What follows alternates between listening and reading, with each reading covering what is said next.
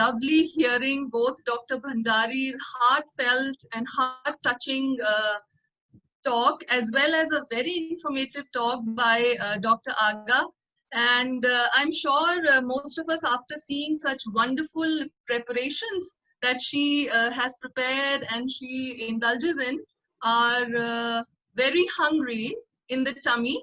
But a very important point that we should remember is that we also have to feed our mind.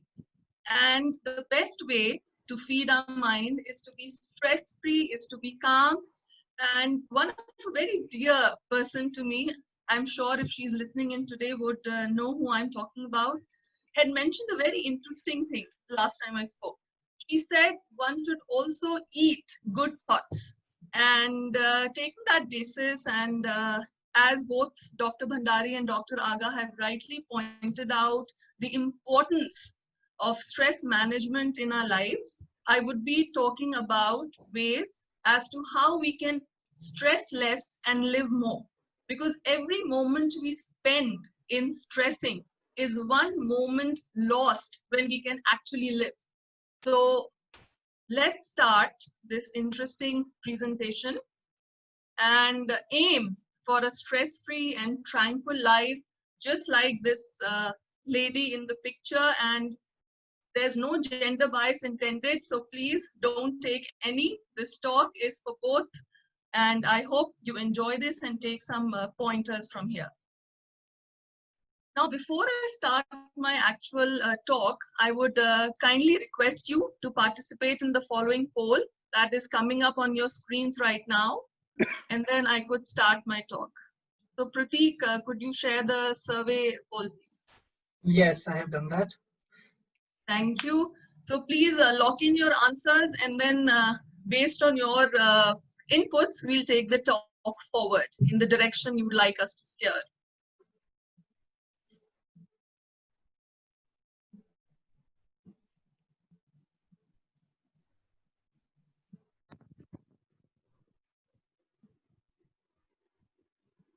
Dr. Avantina will give a few minutes for people to vote in. People are still responding. Perfect, perfect. We would really love to get as many responses.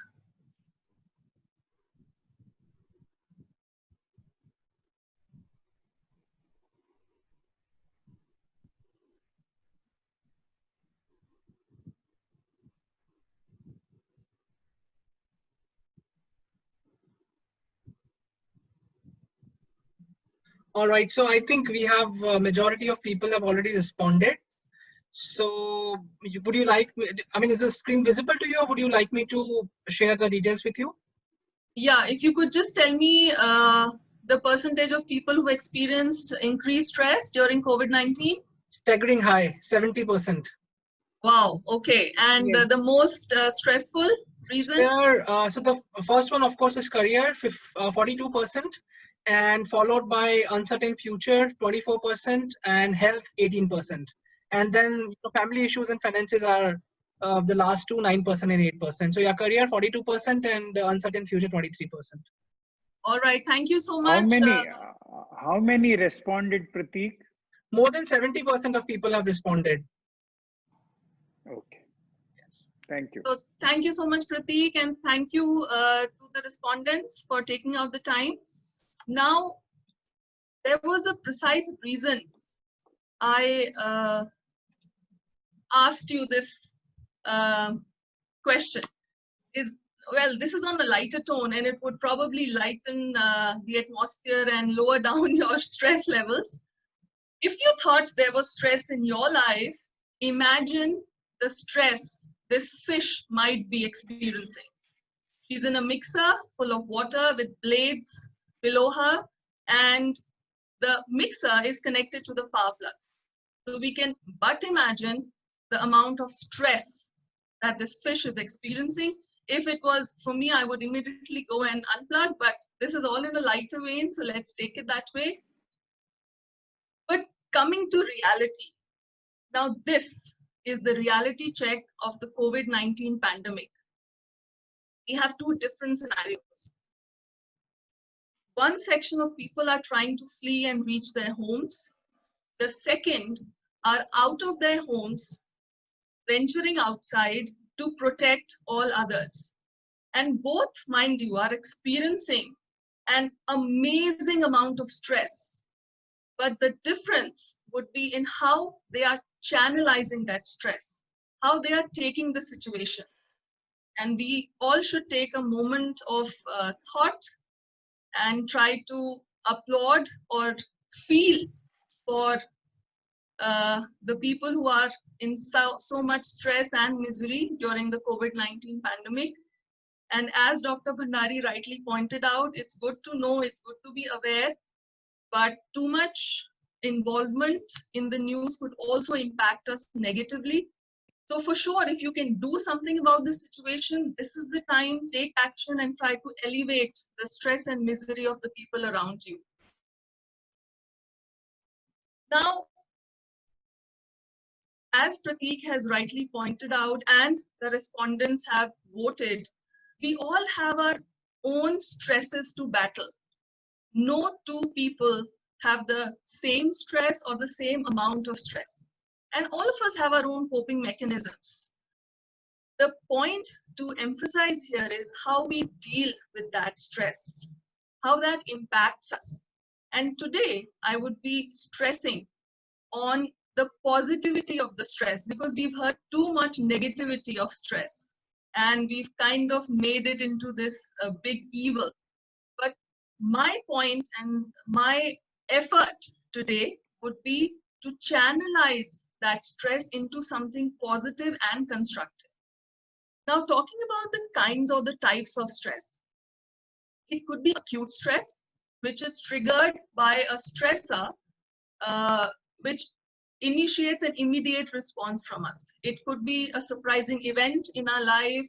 It could be a circumstance that we are suddenly thrust into, for example, the COVID-19 pandemic, which has for a lot caused us an immense amount of stress. The second is episodic stress. Now, we all experience certain common situations in our lives, and one or many of those circumstances could act as a stressor. And whenever we are exposed or we find ourselves in the presence of that particular stress, it triggers an episode of stress in our bodies. And that could be occasional, frequent, after many years, but that is kind of a trigger. The third is chronic stress. If we find ourselves in a situation which is beyond our control and that is a stressor in our lives, it prompts us or it causes us to be in a continued state of stress for months, years, life. And this is immensely dangerous for us. It causes great health-related problems, mental issues. And although all kinds of stress are detrimental to our health, we need to find ways or exit points how to manage them. Now, if you had an opinion which said you have no stress in your life, first of all, let me congratulate you, but that's something I haven't heard in a long time, because it could be little stress, more stress, but we all have struggled or are battling with some amounts of stress.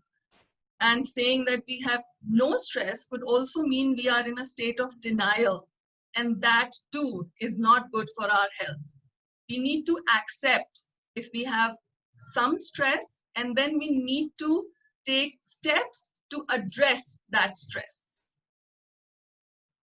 Why is it important? As Dr. Bhandari rightly pointed out, we should not let stress pent up. We should not keep stress inside of us so much that it puts an enormous amount of strain on our bodies, on our mind, on our soul, that it breaks us. Now, there's always a breaking limit or a limit at which we can take something. And therefore, the best way is to not let stress keep on building in ourselves, but find intelligent, constructive ways to relieve the stress.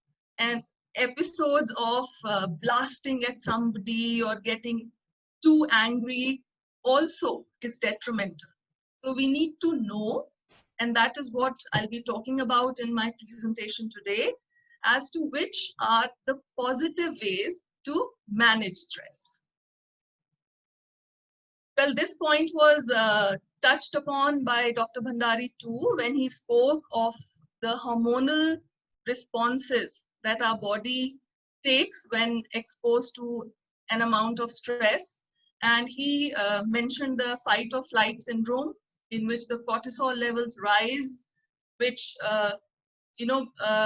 gets in more glucose and energy for our body to respond to that stress. The adrenaline is increased, which causes sweating, and that is a very common stress response. We've seen that when exposed to a stress situation, our heart starts pounding, our blood pressure rises, our breathing increases, and we sweat. And that is what adrenaline effect is on stress. Then glucagon, which releases glucose, and insulin, which controls glucose. So glucagon increases because we need more energy, and insulin goes down. Vasopressin, which is responsible for our blood vessels constricting. And when our blood vessels constrict, blood rushes to the parts that need it the most, and with it, the oxygen rushes to those parts. And these all help in our response to stress. Now, one often not talked about hormone during stress response is oxytocin. And the name of oxytocin is the cuddle hormone. Oxytocin, when released in our bodies, prompts us to cuddle someone, hug someone. It wants us to reach out. And one of the best ways to relieve your stress would be to reach out to somebody for help. And reaching out would mean talking to somebody who would listen to you, which I would address in my future slides. Before I do that, there's another poll survey coming up on your screens. So if you could just give in your responses. Prateek, could you help me in this? Yes, it's live.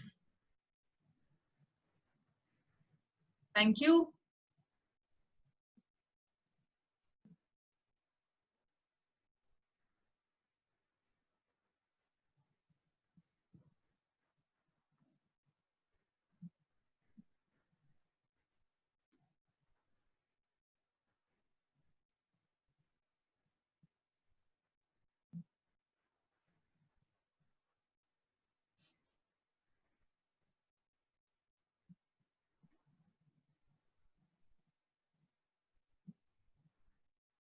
We'll wait a couple of seconds before we get. I think we have enough responses now. Again, more than 70% have already voted. So wonderful. The first question that you posted, how stressed have you been in the last year? It's a mixed bag actually.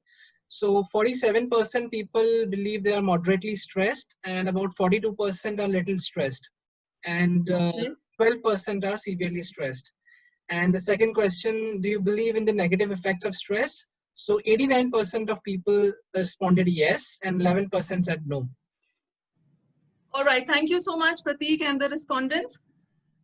Now, I have some good news as well as bad news. So let's just get done with the bad news first.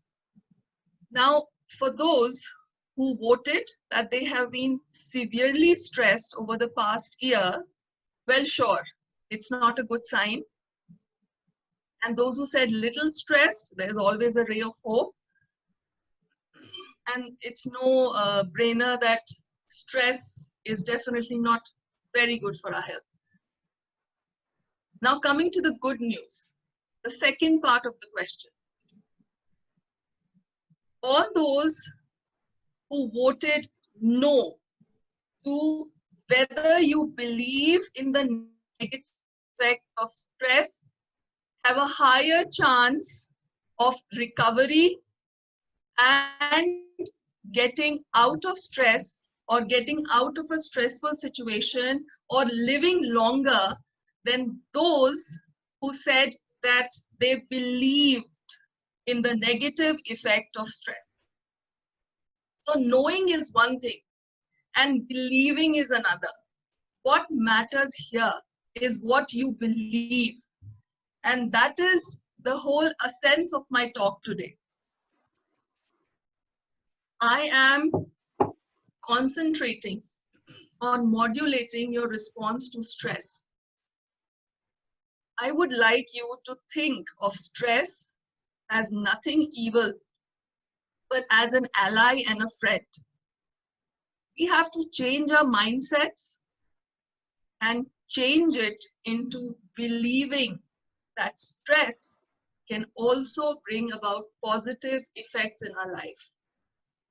Once we start thinking, our body's response to stress becomes positive and not negative. Stress response then translates into stress resilience, and it is the beginning of courage. Therefore, having stress is not the evil. Thinking about how we perceive stress is what matters.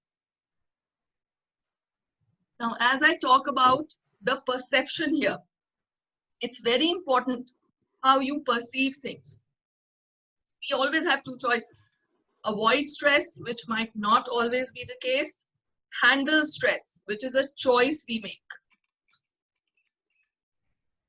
Now, a very interesting concept here. We've all heard of stress and we've all heard of distress. But not many of us think about a term which is eustress. Now, eustress is when stress brings about a positive impact in our lives. Whereas distress is when stress prompts us for a negative impact. It should be our endeavor to concentrate on eustress to make our lives better and live in the moment happily, rather than distress and ruin the moment and make our lives miserable.